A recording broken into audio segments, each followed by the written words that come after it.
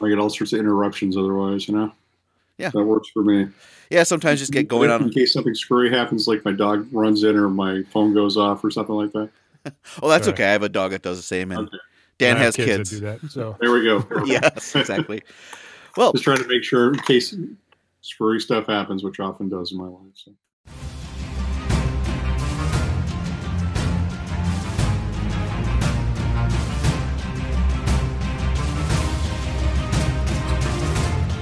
welcome to Roll of the Dice, a Game Master's Guide for better role-playing. I'm Dan. and I'm Lee, the resident GM. Today we have our guest with us, Matt Forbeck.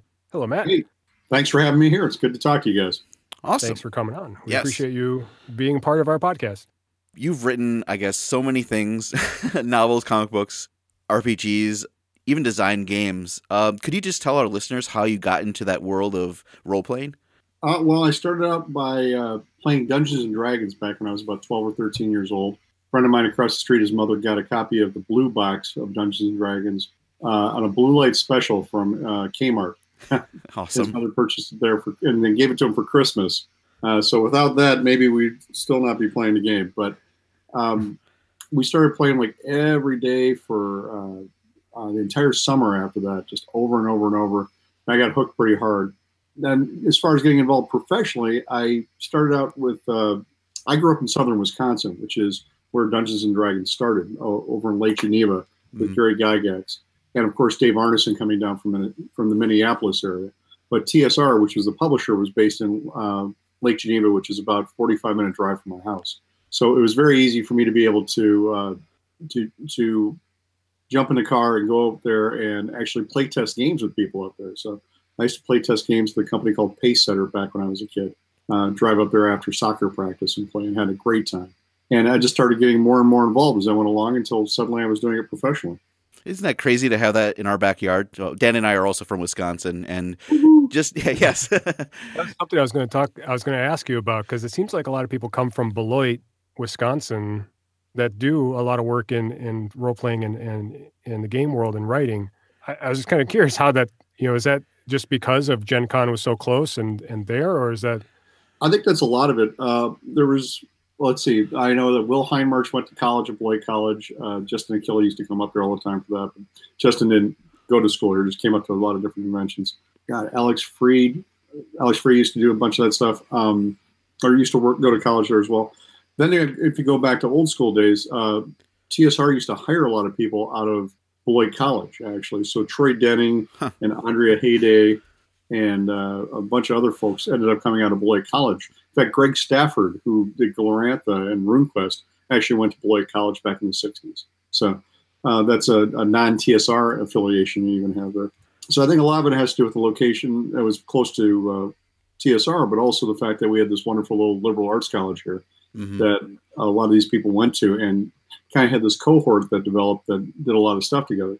You had a similar kind of thing up at St. Olaf's up in northern Minneapolis, northern Minnesota area, where you had guys like John Nephew and Jonathan Tweet and a whole bunch of other guys, Mark Reinhagen. They all went to college up there together and suddenly burst out into the scene. Nicole Linderus, all together. So sometimes you get, one guy gets their foot in the door and they kind of wedge it open and they show people how you can get into this. And they're like, because for most people getting into games, it's like, well, I didn't even know that was a thing you could do, right? Especially back in the day. Oh, sure. But nowadays you have college degrees you can get for game design, which is kind of an unusual thing. But back then, nobody had those kind of abilities. We're just like, if you didn't know somebody had done this, you really had no route to even talk to anybody about it. Yeah, you knew your friend, like, oh, he's good at writing adventures. Well, bring him on in. Exactly. But even the idea that somebody could do this for a living, and it was just, all it was is something that showed up in if you were lucky, you found it in a bookstore as opposed to like a head shop or something, right? Yeah. Yes. That's where I ended up buying my first D&D stuff. The stuff that wasn't at Kmart because they had sold out of it on the Blue Light Special. It was a little head shop in downtown Beloit that sold, like all sorts of Grateful Dead stuff, and right next to that there was a D&D stuff, right? So back in the 80s, it was hard to find a lot of this stuff, and nowadays, hell, you just get online and you can download a PDF instantly, or you can go to Amazon or your friendly local game store, preferably. Yeah, it's everywhere now. Pick up your games wherever you want to. It's kind of gone worldwide, which is amazing. I thought it was interesting because you also mentioned someone that their mom bought them D&D. I know several people that told me that their parents bought them the books, and that's how they got into it. And I just, hearing about the negativity that was there at the time, it was interesting to find people who their moms and parents bought it for them. And it's more popular than I thought.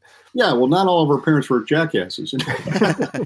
Not all of our parents were afraid of things that had fantasy elements in it, right? So, yeah. I mean, most of the time you get people going against Dungeons and Dragons, it's this very conservative, evangelical, religious feeling that anything that there are even some religious factions that think that any kind of entertainment takes you further away from God, right? So anything that has demons and devils in it, even if they're just virtual things, yes, also takes you further away from God. I mean, Gary Gygax was he a Jehovah's Witness? I believe, I forget, is some sect like that. And that's one of the reasons that and a lot of the other guys in the company were fairly religious. Jim Ward, for instance, and that was one of the reasons they started to take demons and devils out of it. Not because they thought they were real, but because they said, "Oh, geez, if we're upsetting parents, we don't want to upset parents. We want to have that stuff. We'll change them into bot zoos or whatever, and call them different things instead, just to make clear that they're creatures and not actual biblical entities that we're summoning up here. So we don't get the Jack Chick tracks going on, right? The darkest dungeon, whatever that was. The guys from Zombie Orpheus made a hilarious documentary about that a few years back, actually. I think I saw that one. One of the things you do is write so much.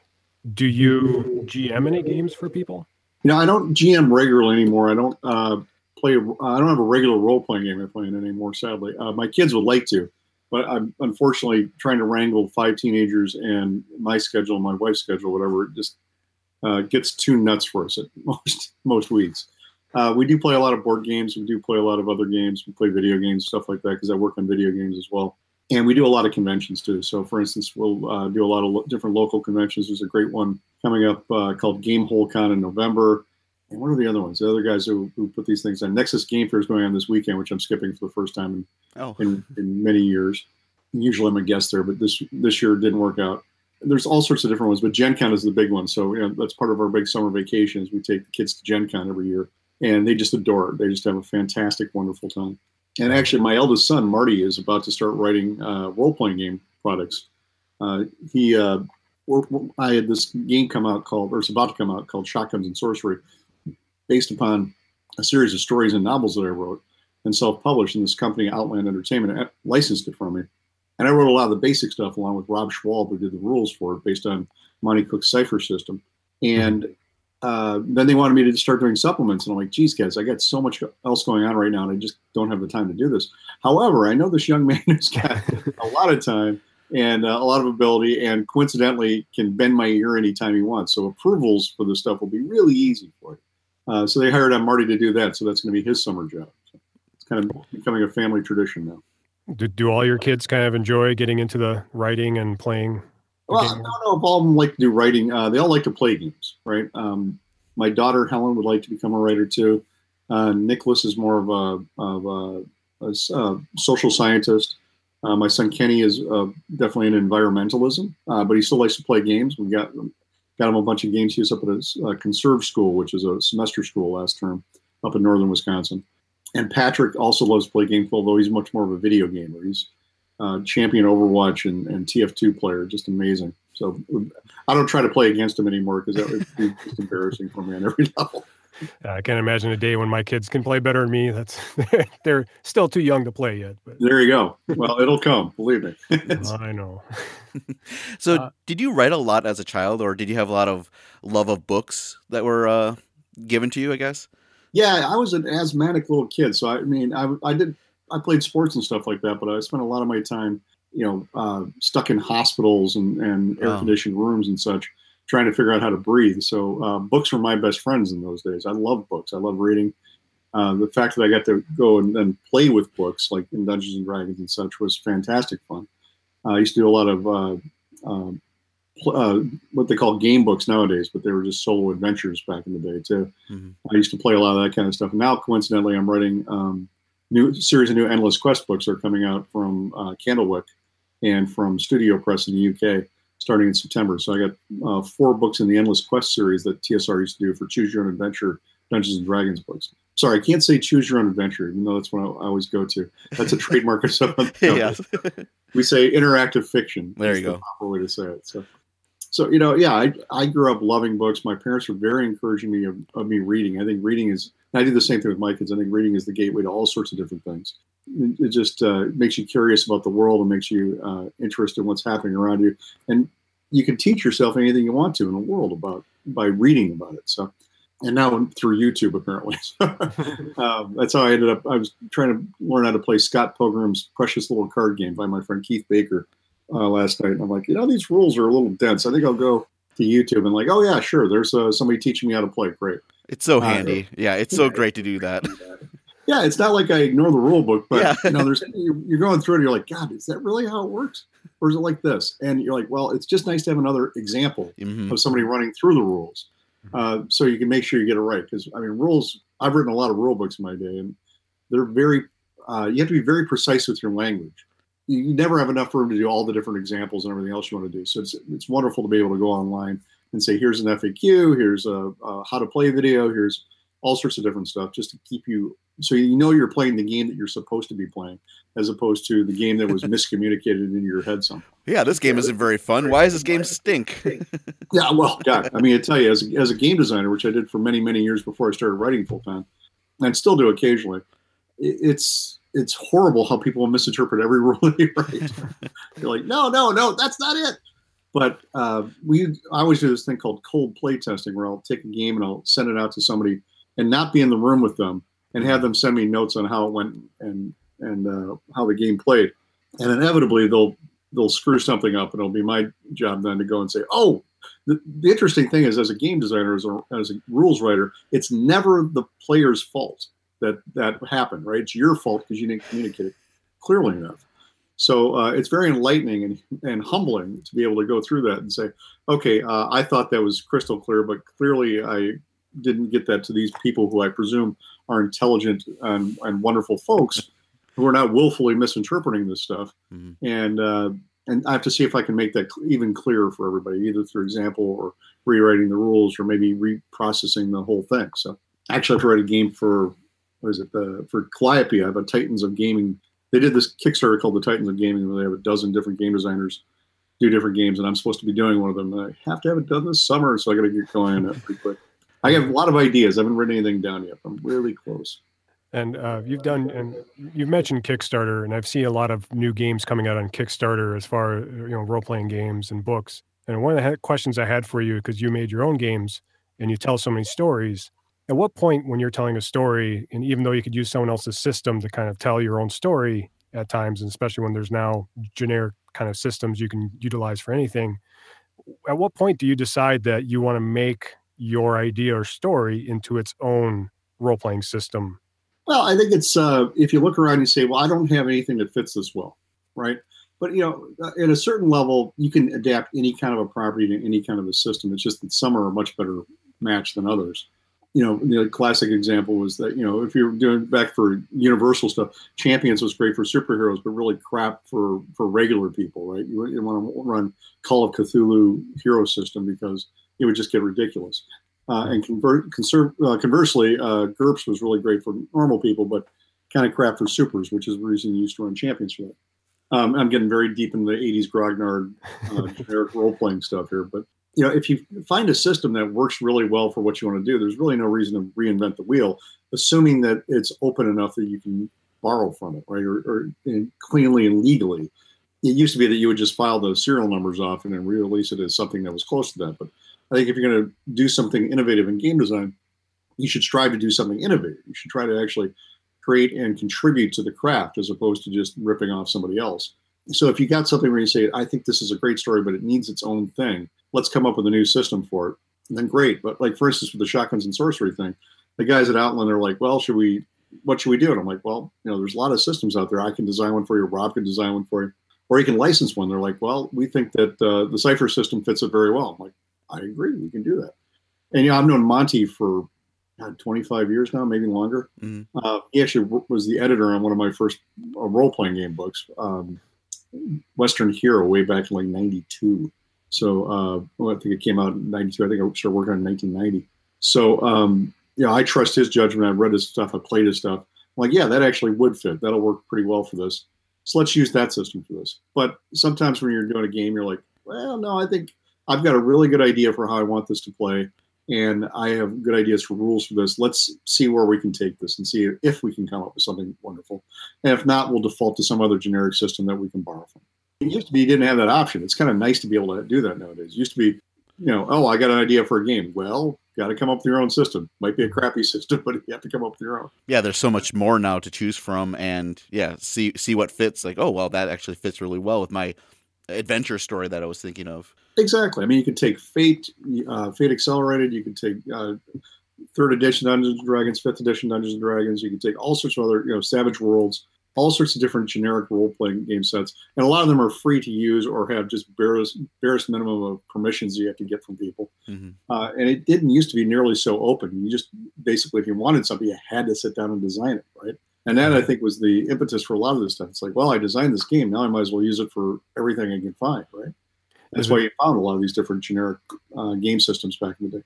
Nowadays, people come up with a game system. They're like, oh, it's powered by the apocalypse. Let's just go with that, Is it hard to license things now, or? No, it's actually really easy to license things now. That's the thing. Yeah, in a lot of cases, they don't even ask for you to. You don't even have to ask permission. There's what they call an open gaming license, where you can just take the system and use it for whatever you want. You don't even have to tell anybody you've used it. You just have to put a legal notice in there saying, by the way, they've given me permission for this, and this is the notice that says that I recognize what their rights are, what my rights are, right?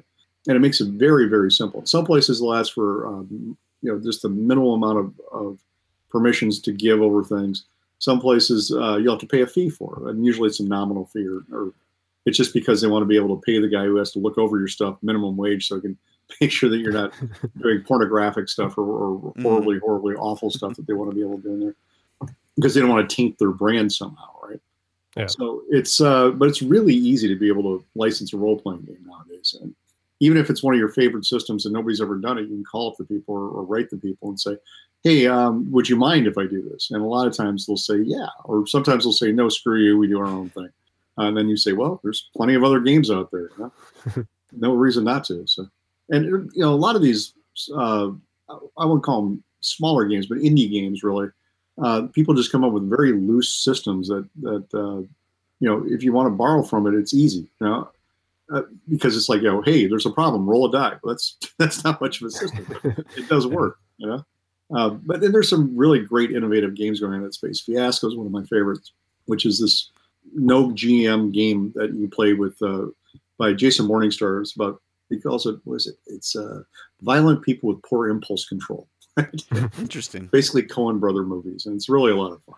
But you can adapt it to other things too. You can put out your own play sets for free, and they're very easy to design.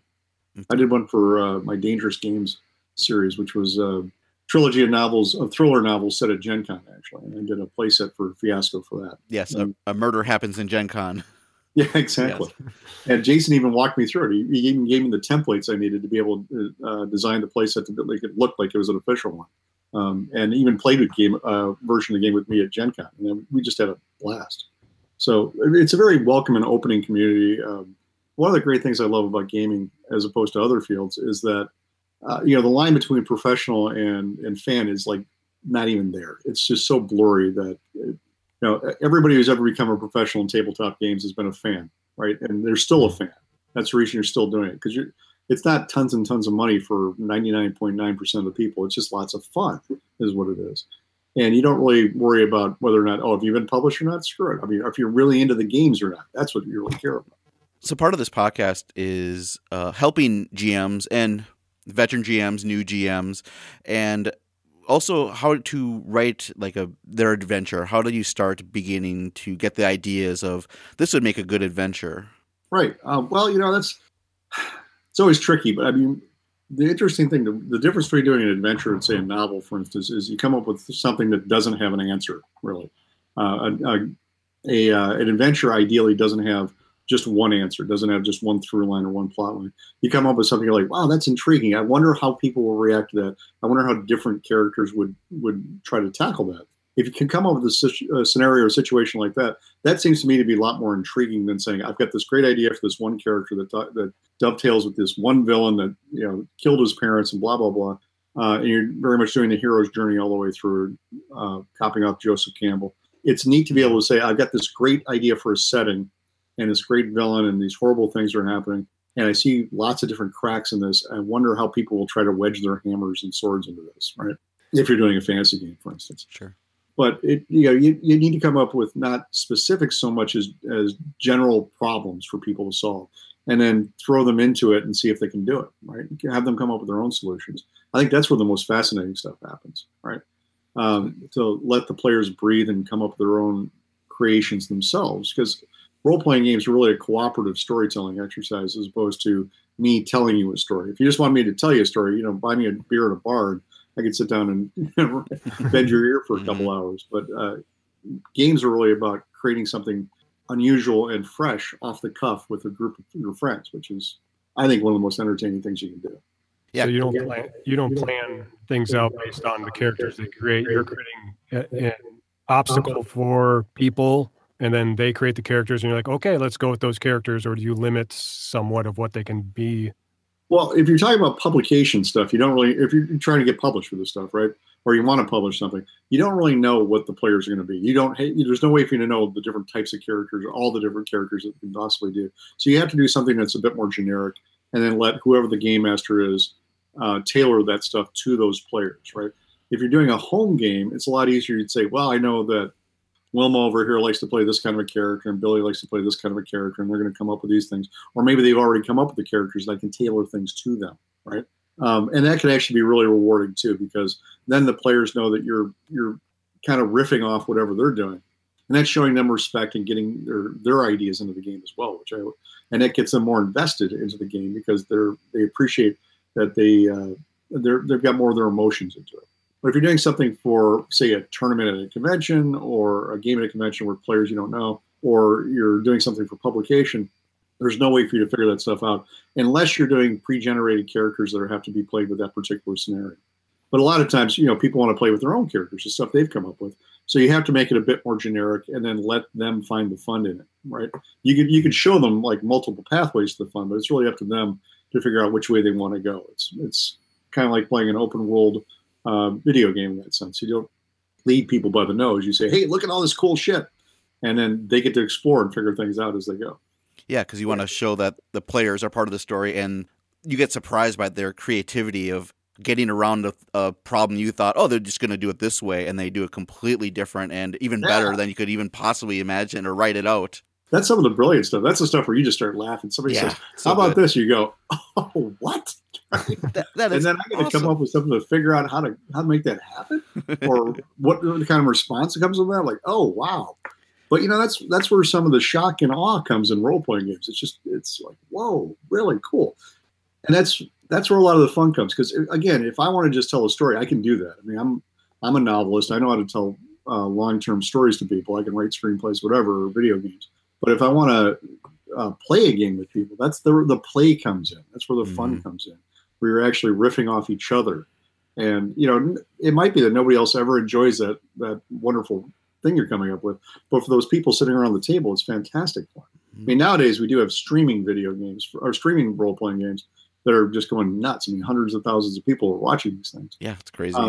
And that's basically saying, okay, we're going to do this kind of thing with these wonderful people and riff off each other, and we're going to let other people enjoy it with us, which I think is fantastic. It's kind of amazing that it took this long to catch on, but it's that we now have the technology and the infrastructure for that to blow up like it has. I'm really kind of thrilled about it. What do you find more challenging to write? Original stories or something that's already established, like in a world of Halo or D&D? They're both challenging in their own ways, right? So an original story, you got to come up with all the background, the characters, and the situations, and everything on your own. So that's a lot of work, right? But one thing that nobody tells you is that you can cheat a lot of that. I don't have to tell you everything about how the world works. I just have to tell you how it works as far as how it pertains to this story. It has to have some kind of consistency. But you don't actually have to go out and design the entire world ahead of time. But if you're working in something like Halo, for instance, it's all there. I mean, we know how fast the ships move. We know what kind of weapons the people use. We know what kind of monsters are out there, or what kind of adversaries are there for them to kill. And that becomes kind of neat because you can work within those parameters. The trick, of course, is that when you're working on something like that, you don't get to own it. It belongs to somebody else. For instance, in when I'm working on Halo, that belongs to Microsoft, or which is the division that runs as 343 Industries, and they're the people that have all the control over that. I don't. They hire me on to do that, and I come up with an idea, and they say, "Oh, that's a great idea. Let's run with that." But they at the end of the day, if I decide, well, I think the monster should do this, and they think, well, no, they would never do that, they win, right? It's always going to be their call. One of the real challenges about working in a world that's still being developed, as opposed to one that's been established and there's nothing new happening in it, is that the world tends to change under your feet as it goes. Like, for instance, if I'm working on, I was working on a novel for Guild Wars and Guild Wars 2, which is a MMORPG, a few years back. And while I was working on the novel, they kept changing the setting. Right? So oh, man. I'm like, oh, well, wait a minute. That city's not there anymore? How the hell am I supposed to have that happen there? Or, oh, wait a minute, they moved the city over to here, or these kind of characters don't appear anymore, or this is a new kind of character that needs to appear. And I often compare it to shooting not just a moving target, but an exploding target that's going in several different directions at once. That becomes much more of a challenge in that sense. But working in a setting that's already done becomes easier. Like, I wrote a short story for Aliens. And, all those movies are done. There's more in the works all the time. But, if you set it within the time frame of one of the original movies, you can just riff off what's there and not have to worry about being contradicted by something that's still in the works, which is kind of cool. There's lots of different ways it happens. It's every project has its own challenges, and every story has its own challenges as far as how you want to tell it. But mostly it's just keeping your head down, keeping your ass in the chair, and getting through it. Sure. Did you ever think you'd get into writing for video games? Because it seems like role-playing games are kind of separate for a while from video games, and suddenly they kind of start crossing over. Did you ever think that would happen, that you would get to write for video games or establish worlds like that? Oh, yeah. Well, the funny part is when I started writing, there wasn't a whole lot of video games, right? I started doing this stuff professionally back in like 1989. So we did have video games. There were things like Nintendo and such. So it wasn't a whole lot of demands for writing, but it wasn't until very shortly after that a lot of the game companies realized, oh, we need game designers and we need game writers, and they started raiding the tabletop industry. So a lot of the guys who were early game designers for video games are ex-tabletop guys like Sandy Peterson and such, right? Who worked on Doom, because they said, okay, these are the only people we know out there that have these kind of skills. There's nobody else. Everybody else is just making it up as we go along. So let's hire people who've got some kind of proven skills. So a lot of my friends who started on tabletop ended up moving into video games. And it was inevitable that somebody would say, hey, Matt, since we're doing this, and we know you have the skills, why don't we hire you to do some of this as well? I've very rarely worked for anybody else but myself on a full-time basis since I got out of college. So I haven't actually moved off to different places and taken full-time jobs doing this stuff, but I do an awful lot of freelancing for it. And I really enjoy doing that. I like being my own boss and working with people for a short period of time and then saying, okay, good luck with the rest of the project, and I'll move on to something else. I'll go write novels for a while. I'll write video games. I'll design toys for a while, and just having fun with that kind of stuff. Because otherwise, I've determined I'm not a very good employee at this point. I'm very much too independent. I like to do my own thing too much.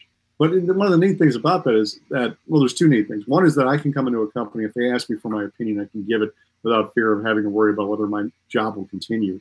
Sure. Because I know it's going to end. It's going to be like a 6-week gig or whatever, and after that it's done. Mm-hmm. So I can give them honest opinions about what's happening.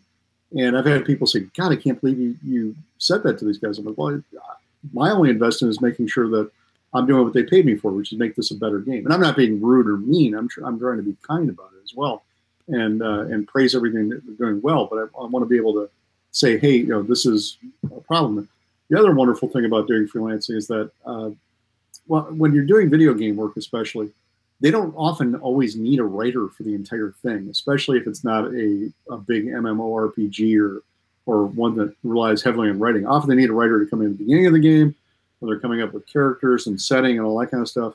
And they need somebody doing dialogue after they've done all the modeling and coding and all that kind of stuff. So there's often a year or two in between there where they don't have a really heavy need for a writer. So I can go screw off and do other stuff instead of trying to find busy work for myself for a year and trying to fill my time. Mm-hmm. And then go off and then come back when they need me, which is fantastic. Yeah. And So, meanwhile, I get to do the stuff I like to do. And I live in this small town in Wisconsin where, my money goes a lot farther than it would if I lived in Manhattan or Chicago or Silicon Valley. Right? I could live in a nice house on an acre of land here for very little compared to what I would buy a closet for in San Francisco. so you were able to do your own thing. You made a superhero game back in '99 called Brave. Yeah. Yeah, we're gonna talk about Brave New World. There we go. Yep, it was definitely ahead of its time if you kind of look at our current political climate. Yeah. I hear that there's plans of possibly bringing it back in Kickstarter form.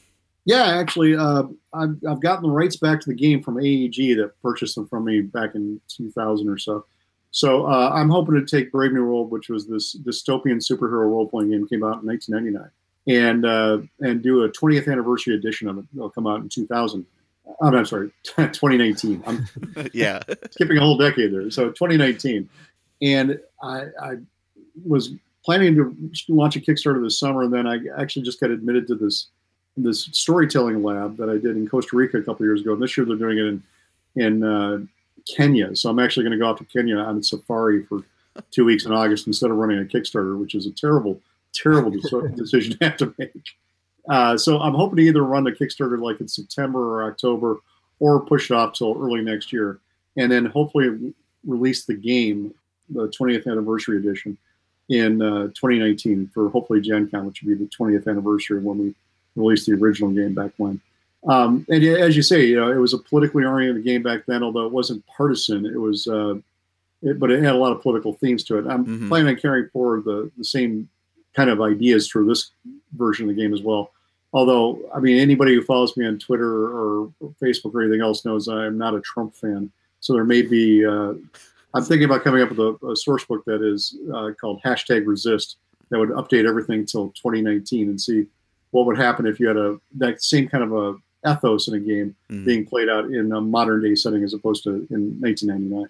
Yeah, a way of updating it and doing telling new stories that way. Which the game was a little bit kind of ahead of its time, really, because it had a lot of the divide, obviously, with the deltas, of course, and surveillance everywhere. Do you find that maybe it might be challenging to write new stories or to maybe anger some fans? Well, I pissed off people when it first came out. So, sure. But I always try to be respectful. I'm not trying to start a fight with anybody. I'm not trying to call them idiots. I'm just trying to say, hey, for instance, Brave New World, the main theme about it is what kind of freedoms and liberties are you willing to give up in order to feel safe, right? And that came out in 1999. And in 2001, after 9/11, seemed kind of prophetic, right? Because that was a huge issue at that point. Yeah. And it's not even so much me telling you where you need to land on that spectrum or in that tension of that argument, but saying, look, you should be aware that when you give up these liberties for security, that's what you're doing. You're giving up these things. And you should be aware of this every step of the way. I mean, there are certain cases where it makes a lot of sense to give up security or give up liberties for security. I mean, if people are trying to kill you, you hunker down in a bunker until they stop trying to kill you. You figure out ways to get around it. But most of the time, I think in America particularly, we like to live in a free and open society as much as we can. And that's an ongoing argument that takes place on shifting ground. So 20 years later, I think the ground has shifted quite a bit over the last couple decades. And I think it's a good time to re-examine where we are with that and where we might want to go with that. And what kind of leaders we want to have in charge of that. I mean, in the original game, the president of the country is still John F. Kennedy, who's been ruling under martial law since the 60s, right? And that was kind of a joke. That was a way for me to take some of the sting out of it because I was a longtime fan of John F. Kennedy. So to make him the evil president was kind of like, okay, nobody's going to. If I had made it Ronald Reagan, people would have said, "Oh, you're being partisan," and blah blah blah. Yes. And I'm like, okay, let's make it John F. Kennedy then. But I think nowadays, with Trump in office, I think you need to take a more direct look at what's happening in politics and how the presidency is being warped by his presence. I think that's an ongoing conversation we need to have too. And whether you're a supporter of his or not, I think you need to recognize that he has changed things drastically, and we need to have a conversation about whether or not that's a good thing and how that's going to proceed from here. I mean, eventually Trump is not going to be president, and one way or the other, and it's the same. Do you want the things that he's done to be passed on to the next president? Yeah, you're asking the question: where do we go next? How Exactly. how has everything changed, and then fitting that into every other tabletop group when they play the game, how they're going to answer that question. Exactly. I mean, for instance, I might come up with a scenario where I say Trump has declared himself El Presidente for life, and how does that work out for you, right? Mm-hmm. And I don't think that's going to happen in real life. That's the reason you play these things out in games, right? Yes. That's the reason you explore these themes and you struggle with them and you find the entertainment in them too, because these are really meant to be entertaining at the end of the day too. But that's how we get to explore different things. That becomes a little bit interesting because games like this are really science fiction in the sense that science fiction allows you to take a look at the lens of today through. But science fiction gives you distance, the distance you need to look at the issues of the day, right? You often will put things into the future or into the past, or through steampunk, whatever, so you can look at the issues of the day in a new light. But if you're doing something in present day, that becomes harder. There isn't as much distance there. But I'd like to focus on present day just to see how it pans out. And honestly, like I was saying before, I mean, I want to see how people play the game and what they do with it. I mean, when we did Brave New World, I had a lot of very conservative friends who played Brave New World. I tend to be fairly liberal, but they're like, I think the guys who are part of the Delta Prime people, the people in charge of the government, they have the right idea. I want to play those guys. And I put out a source book saying, okay, play those guys. Go have fun with them, right? I'm not going to tell you how to have fun in your own house. As long as you're doing if you're enjoying the game, you're doing it right, okay? And you can have your own opinions, and I can have my own opinions, and we'll hopefully meet and have a beer and chill with each other at some point, as opposed to screaming at each other online or on Twitter or whatever. Yeah, I like that. I think most people, even when they get down to having these arguments online, and you sit down with them and you explain to them and you see them face to face, most of us realize that we all just want to do right by our kids and our communities and take it easy with each other as opposed to being at each other's throats. And I think we need to remind each other of that often. And if playing a game around a table does that, I think that's a fantastic way to go. Do you think like rewriting this game in the present day climate is going to be hard for you to adapt it to present day?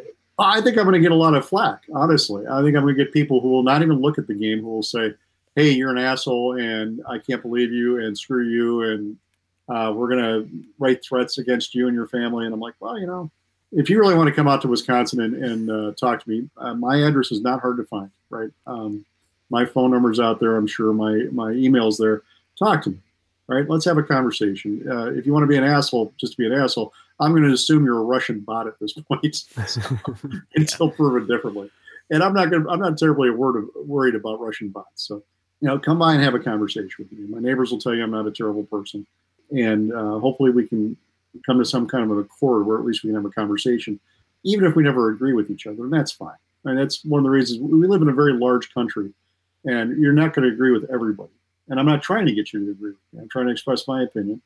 And I want to hear yours. So if it differs from mine, I might tell you you're an idiot. But then I get to voice my opinion as well. Did you have another question, Lee?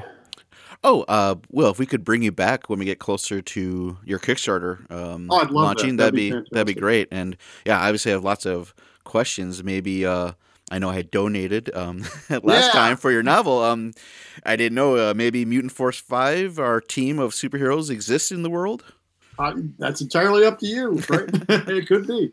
I think incorporating stuff that people have been playing for a long time. Once we do the Kickstarter, I'd love to be able to get feedback from people and say, hey, you've got these characters. If you've been playing a game for 20 years, let's figure out a way to work them into whatever we're doing, right?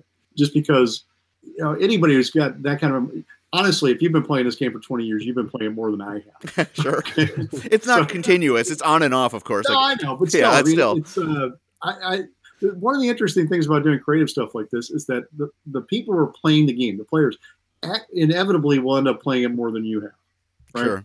And whether it's a board game, a role-playing game, or whatever, you just cannot. I do Brave New World, then I move on to something else, and the people are still playing Brave New World. Freaking awesome! I love that. But I'd rather tap into that. You guys have been doing more brain work on this over the last 20 years, probably, than I have. And I'd love to tap into that, right? Just that kind of enthusiasm for one. We had a guy who actually licensed Brave New World for a film and did a 5-minute short video that is a proof of concept. And it was just wonderful to see his enthusiasm for that. Darren Orange is the guy's name. He's a good friend of mine now. And just to see, this was something he had played in college and just enjoyed the hell out of. And to see that kind of enthusiasm translate into something tangible like that is amazing.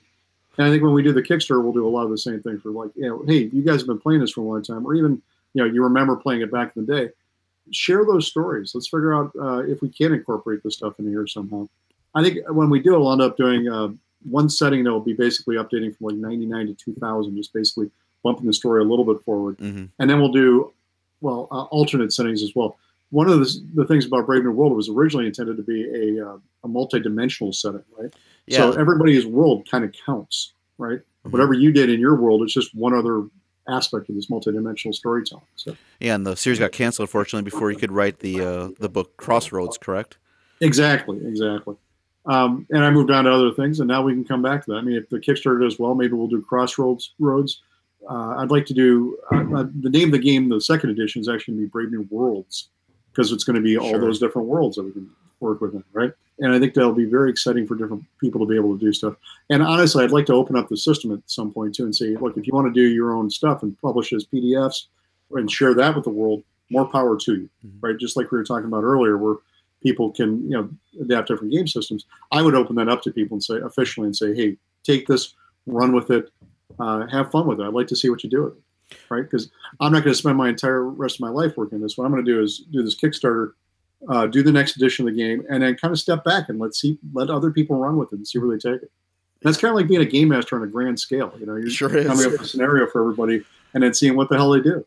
Yeah, we talked to James Lauder about that, just how you create something and then you move on to something else, and then you come back 10, 20 years later and you realize that it's grown to something else in other people's hands that you didn't think of. And yeah, that was your baby, but a little bit different and kind of cool.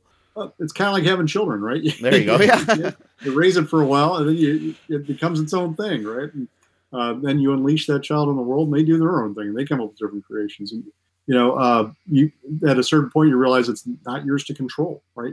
All you've ever been doing is guiding, right? Mm-hmm. Especially once that leaves your hands, once it's out there for the rest of the world to do things with, it's really outside of your control in a lot of ways. You can come up with new things for it that are official. But there are more people making up unofficial things for every game out there than the official people could ever tackle, right? No way in hell you could actually cover all that stuff. Sure. So.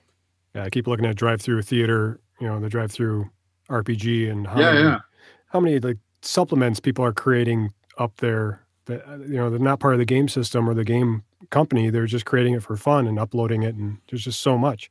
Exactly, and the bar for publishing has gone very low in that really all you need nowadays is a computer and a bit of time to figure this stuff out. But that doesn't mean there's the quality can differ drastically as well. But but that's the way people learn too. Sometimes people just put out these self-published PDFs. It's like, I don't know what I'm doing, but let's put this out here and see how it happens. And hopefully every time they put out something new, it gets better and better until you get some really amazing stuff. And people complain, oh my God, the market's been flooded by crap stuff. I'm like, guys, novels have been dealing with this issue for 100, 200 years now. I think as role-playing games, we'll figure this out, right? It's not a matter of having to put in gatekeepers and curate everything. We're all going to figure this stuff out. We'll figure out where the good quality stuff is. Sometimes it's by, guys doing podcasts and saying, hey, we think this is pretty cool here. Sometimes it's by people doing reviews. Sometimes it's just by following the names of creators that you like a lot because you realize they've done good work and they have a track record, right? Mm-hmm. And sometimes there's these new people that come out of nowhere and everybody has to say, oh my God, have you seen the coolest new thing? So there's just lots and lots of different ways. And sure, it's a messy system and there's a lot of freedom in it, but I actually prefer that. I like to give that the ability to have new and amazing creative things come out of nowhere and just hit you in the side of the head that you didn't even see the vector they were coming from. Yeah, you don't want to stifle anyone's creativity at all. No, and just let them do their own thing. And the neat thing about having a crowded marketplace is you don't have to buy the stuff you don't like. Mm-hmm. Right? You can, your money literally goes to inspire people that do things that you do like. You're basically voting with your dollars, right?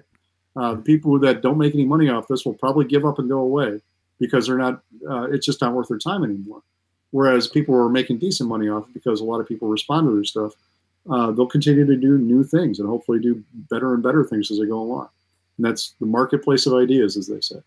And you mentioned Gen Con. Are you going this year to Gen Con? Every year. This will be, I think, my 38th Gen Con in a row. I've been going since I was a little kid because I grew up in southern Wisconsin where It was easy. Gen Con used to be. So yeah, it was real easy to get to. Exactly. No, literally, talk about supportive parents. My father would actually pick me and my friends up from my mom's house, drive me out to, it was at UW Parkside back in the day, which is in like cornfields in between Racine and Kenosha. Danville. And he would pick us up, drop us off in the morning, then bugger off and do something for the rest of the day, and come pick us up at like 8 o'clock in the evening and drive us home. And do that every day for the whole 4 days of the convention. Back when I was too young to drive, right? When I was like 14, I think was my first time I went. And he did that for 2 or 3 years until we were able to drive ourselves. And then I moved to Milwaukee shortly after that.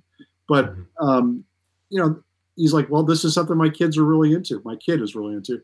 Well, why would I get in the way of that? I'm going to help him with that. And that was fantastic. I thought that was the kind of support that every parent should give their kid if they can. Any specific, what do you call it? Events? Events. That you're doing, or well, I run this thing called the Diana Jones Award Party too, which is the Diana Jones Award was originally started by a guy named James Wallace, who's a fantastic game designer. Las Vegas is his latest thing, and it's basically a bunch of guys on a mailing list, men and women, not just guys. Guys is a generic in Wisconsin. I'm trying to kick that, but it's a hard. My mother is the biggest, staunchest feminist in the world. Always says guys too. So I'm still trying to kick that part. Give me flack about that. I call a group of women, "Hey, guys, come over here," and they're like, "We're not guys." I'm like, "Oh, yeah, exactly." You realize it means different things to different people, and you have to respect that, right? And I still fall back into that habit. But anyhow, there's the Diana Jones Award is a bunch of people on a mailing list, game designers and such, who get together and try to decide what we think the coolest thing in gaming was that year. God, I think we've been doing it like 18 years now.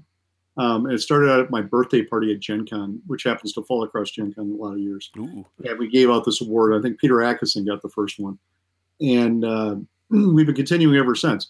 And then what we did was we passed around a hat to a lot of different companies. And we have a party on Gen Con Wednesday evening before the show starts. And we hand out the award. So that's always a big thing. This year, actually, I'm going to turn 50 on Gen Con Saturday. So I'm going to have a great time at Gen Con. There's a lot of cool events going on. We're doing, what else am I doing? I'm doing a bunch of stuff at the Writers Symposium there. And, there's World Builders, which is Pat Rothfuss's charity. Pat is the guy who did the Kingkiller Chronicles, which is a series of fantasy novels starting out with The Name of the Wind, which is also now the basis for the True Dungeon stuff going on at Gen Con. But Pat's got a charity called World Builders where he raises money for all sorts of wonderful things. And as one of the fundraisers for that, they have a party going on Friday night. And I'm going to be one of the people there who's playing games with people. I don't think anybody signed up for my event right now. But if you are interested, I think me and a whole bunch of other guys who are doing this stuff where you play different games for charity. And I'm going to be running people through one of my Endless Quest books, actually, and we're going to have everybody at the table vote on every decision that we get to, right? Do you follow, which path do you take throughout the entire choose your own adventure type thing? So that's happening on Friday night. There's all sorts of different things going on there. Gen Con is my favorite time of the year. My kids come with me. My wife comes with me. She's not a gamer, but she's more there for wrangling children. Because my kids are, now they're teenagers. They're all teenagers now, so. But they just have a ball. They just have so much fun going to the convention. They talk about it all year round. And for me, it is too. I love Gen Con. It's not just my time to go play games with friends. It's kind of like a family reunion to me because these are people that I've been seeing for literally 38 years in a lot of cases. And to be able to catch up with them and have a lot of fun with them is just it is like a family vacation and family reunion and game convention all rolled up into one for me. And I'm actually on a committee that chooses the guests of honor for Gen Con these days, which is kind of fun. So we got some really amazing people showing up this year. That's going to be pretty wild, too. We're starting this new thing called Gen Con Insights, which is going to be like the TED Talks of Gen Con, essentially. So they haven't actually announced the speakers yet, but, man, when you hear them, they're going to be fantastic. Wow, that's a great idea. We're going to be going to Gen Con. I've been going to Gen Con for a little while. It was back in Milwaukee, took a break, and then now I'm starting to go back again, just time-wise. But we're going to be attending. We're going to be attending as media this time. Aha! So it's going to be new for me to have a press badge. Yeah, it's a great show. There's so many good things to do, and there's so many different. It's a big tent. I mean, you have they sold out last year. I suspect they're going to sell out this year as well. But Gen Con's been very good about. It's interesting. They are trying to get more people into the show, but still have the same amount of attendance, which is kind of interesting. So, for instance, when they do badges at Gen Con, there's two ways to measure a badge. There's how many people show up, how many unique people show up, and how many what they call turnstile happens as well. And turnstile is like people days. Like if you show up on Saturday, you're one person one day, but if you show up all 4 days, you're 4 people days, right? 4 turnstile. And while they've been capping the amount of people as far as uniques showing up, they've been increasing the amount of turnstile, which basically means they figured out how to get people to show up on Wednesday, Thursday and Sunday as opposed to just Saturday, and spread it out a little bit more. So, which is wonderful because that means Saturday is not just this cluster on the floor where you can't walk at all. Yeah. It gets a little bit. What they're really trying to do is make sure they can get as many people in the place as they can without getting the fire marshal coming down on them for making things dangerous, right? And they've done a fantastic job of managing that so far. I think they're going to continue to do that. But it's just a wonderful group of people running the show, too. Peter Atkinson, who's the guy who founded Wizards of the Coast, is now the owner of Gen Con, has been for several years now. And I always say that, Peter owning Gen Con is like Santa Claus owning Christmas, right? It's just the right person with the right event. Well, hopefully we'll run into you there. Yeah, Gen Con's only 8 weeks away. It's catching up quick. It's surprising. Yeah. Don't tell me that. I didn't even think about it yet. Oh, I know. Yeah. Well, thanks so much for coming on our little podcast, and we'll see if we can catch up with you more on Gen Con and more when your Kickstarter comes out. That'd be fantastic. All right. Thank you so much. All right. Thank you guys for having me. It was a great chat. All right. Talk to you later. Take care. Bye. Bye-bye. If you'd like to listen to our previous episodes, you can go to rollofthedice.com and find any of them there. That's Roll of the Dice, ROLE, of the dice.com. I'm saying it so many times, trying to get it in your head that's where you can go to get episodes. Heck yeah. Or, you could subscribe to iTunes, or we have a podcast at SoundCloud. Where else do we have it? Is it up anywhere else? Stitcher Radio. All right. Yeah. So the main places, of course. Yeah. Subscribe to there. Get notifications when we have a new episode. That'd be great. But hey, Dan. Huh? I think I think we're gonna do something spooky, maybe scary for our next episode. Ooh. Well, that's creepier. That's definitely creepier. Yes, for our next episode, we're going to talk about using horror in your game. How do you do that? What techniques do you do differently when you're running a horror-ish type game? I think we have some tools and ideas to help you guys out. Which I think is interesting because we played Deadlands for like the longest time, and it's a horror game, and we didn't even talk to Matt about that. We didn't, but we'll have maybe next time. Next time, for sure, of course. And remember, keep shaking those dice, and may your roll be true.